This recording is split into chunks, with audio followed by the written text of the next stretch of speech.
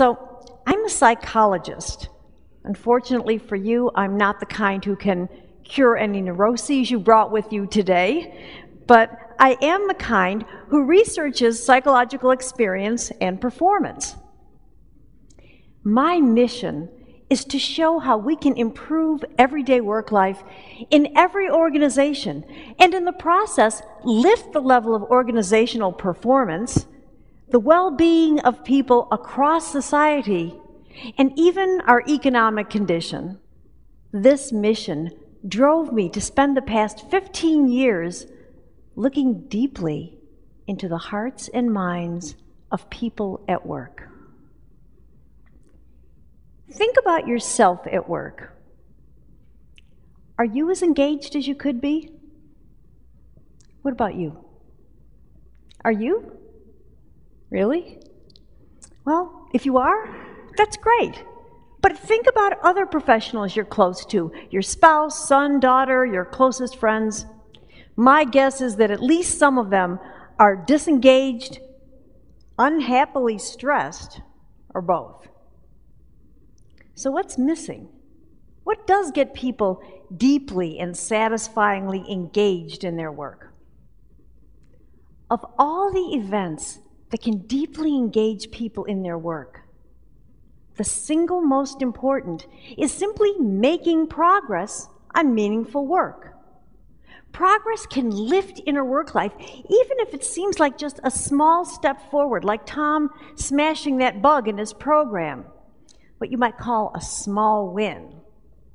When we analyze people's very best inner work life days, we found that the single most prominent event was making progress. And when we analyzed the worst days, the single most prominent event was setbacks in the work, that is, being stalled or blocked or feeling like you're moving backward in what you're doing.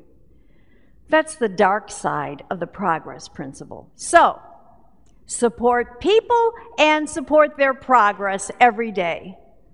None of this sounds very exotic, and yet most managers don't realize it, and most managers don't do it. When we surveyed managers around the world and asked them to rank employee motivators in terms of importance, only 5% chose progress as number one. Progress came in dead last, and we found in our research that it's shockingly difficult to identify any workplace that consistently nourishes people and catalyzes their progress.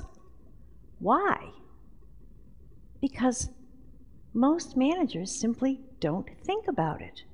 They don't understand how important it is to support people in their progress in these fundamental ways. They don't realize how important even small wins can be. You can help deeply engage people in their work, whether or not you're a manager, by consistently nourishing people and catalyzing their progress. You can even help turn around an inner work life death spiral.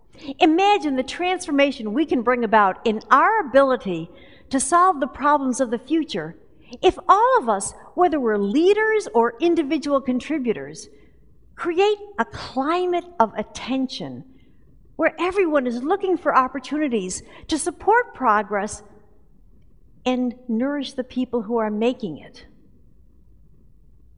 Think, what one thing can you do tomorrow to enable someone to make progress on meaningful work? Do it. And then celebrate that progress. Make that a daily discipline, and you can bring about a world where people perform well, like those people on the Big Deal Project, and where people feel good about their work. Welcome back. Now, in the last two videos, we've looked at ways to effectively communicate your students' progress to their parents in a way that demonstrates your role in facilitating their progress in the past, as well as what your plan is for continuing to facilitate their progress into the future. Now, as a tutor coming into the home each week, you have an amazing opportunity here to favourably impact the way that the parents perceive their own child's abilities. Now, the best way that we can play an empowering role to our students and their parents is by shifting their focus. to demonstrate what I mean, let's play a little mental focus game. Now obviously you're sitting there watching this on the screen, so you don't have to play along with this if you don't want to. It's up to you. No one's going to know either way. But I think it's a really good demonstration to illustrate the point that I'm making. So what's going to happen now, in a moment, I'm going to show you a picture of, well, it's just of my bookshelf actually. You can see all the spines of the books in the picture.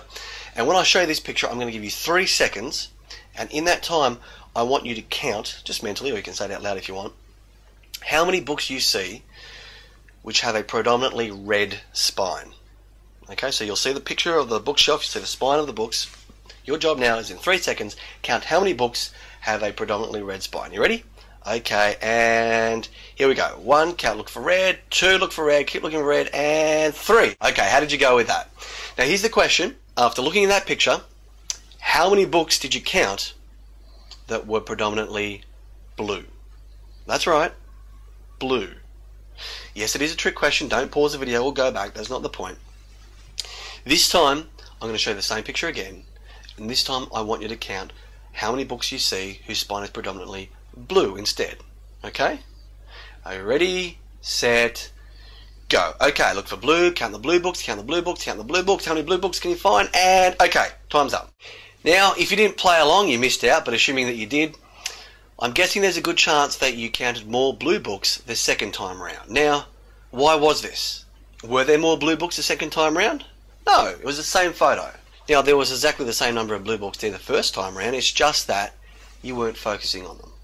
So the point is, what we focus on most is what we see most. Now, I'd like you to take this concept and apply it to your students' progress. So why is it that progress then is so important to focus on? The answer is simple. Because time and time again, study after study after study has shown us that whether it's career achievements in the workplace, whether it's sporting achievements in athletics, or whether it's academic achievements at school, the number one most powerful motivating force for getting people to make rapid improvements in achieving anything is a strong and consistent focus on progress. So it's a complete waste then when we overlook progress. Almost every day we probably do something that was at least a little bit better than what we've done in past occasions. But for the most part, these little micro achievements tend to go overlooked simply because we're not focused on them. So while we're talking about focus, remember, you're always focused on something.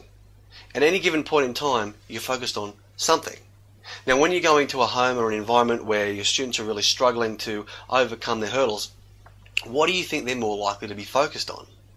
Well, both students and parents are often more likely to be focused on initially on their problems, on the hurdles, on the mistakes, on the flaws, on the failings, on the can'ts, So what are we going to do to change their focus away? Well, you can't not think about something. You can't tell somebody not to think about their problems. For example, right now, try as hard as you can not to think about a white dog. Do not allow yourself to see a white dog, a picture of a white dog in your mind. Don't visualize a white dog at all. Don't think about a white dog. Now, if you're like most people, chances are, no matter how hard you tried not to think about a white dog, you probably at least momentarily did. Because you can't not think about something. You're always thinking about something. You're focused on something. The only way that you can stop focusing on those negative, disempowering things is by changing the focus to something that is more positive and empowering. So, for example, if you did think about a white dog, that's great, because I was actually trying to get you to not think about a black cat. If I said don't think about a black cat, you'd think about a black cat. So to stop you from thinking about a black cat, I said don't think about a white dog. It wouldn't matter whether I said don't think about it or do think about it. You can't not think about something. So chances are you're going to go into a home where both parents and students are often focused on everything that they can't do. They could sit there telling you for hours about all the problems and all the mistakes and all the frustrations that they've got. What we need to do now is direct their focus away from those problems in the direction instead of something that's going to be a lot more empowering. And of course the most empowering thing to focus on is progress.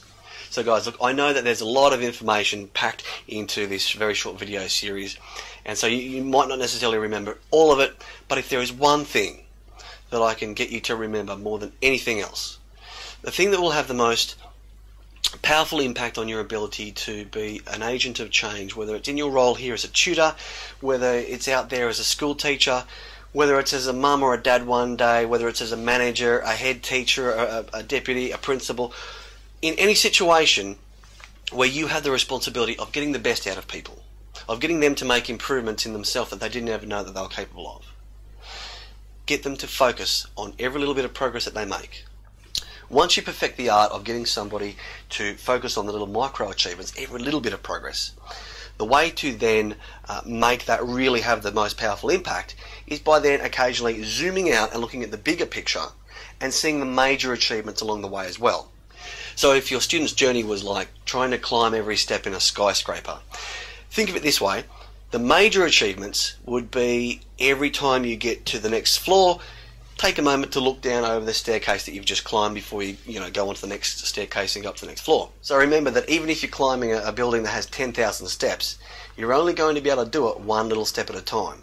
Very often you'll get people with these big goals and big dreams and they're focused right on the top of the skyscraper, but if you focus on the top too much, what you're going to do is trip over the steps that are right in front of you. So the way that we combine both the micro achievements and major achievements is with the micro achievements, every single week, have a chat with the parents just for a minute or two about little bits of progress, little micro achievements, something that they've achieved that week. But then at the end of the term, we ask you to submit a written report that highlights the progress that's been made over the entire term. So that's the bigger picture progress, whereas on weekly verbal feedback, that's the small micro achievement progress. So remember to use steps 1 and 2 from the Power Progress Communication Formula. You're focusing on progress made in the past and also looking at what progress is still to come and also making sure that you identify what your role has been in facilitating that progress and what your plan is going to be for continuing the progress. Use this kind of matrix formula when you're both looking at micro achievements each week as well as when you're zooming back looking at the progress that's been made throughout the term when you're doing your written reports. Combine this with the power of certainty and the Milgram effect that we'll look at in the next video, and I guarantee you will make extraordinary differences in the way that parents perceive their own children's abilities and therefore the way that the students perceive their own abilities. So to summarise, one of the most powerful impacts that you can have as a tutor is to redirect your students and their parents' focus towards their progress. Remember to focus on micro achievements, every little bit of progress along the way, and combine that with the bigger picture progress, which you can do by writing a report at the end of each term. So now that we know what to say to our students and their parents to really shift their focus, improve their motivation, and boost their confidence in their own abilities, in the next video we're going to look at perhaps the most important part of this process, which is not just what to say, but how to say it.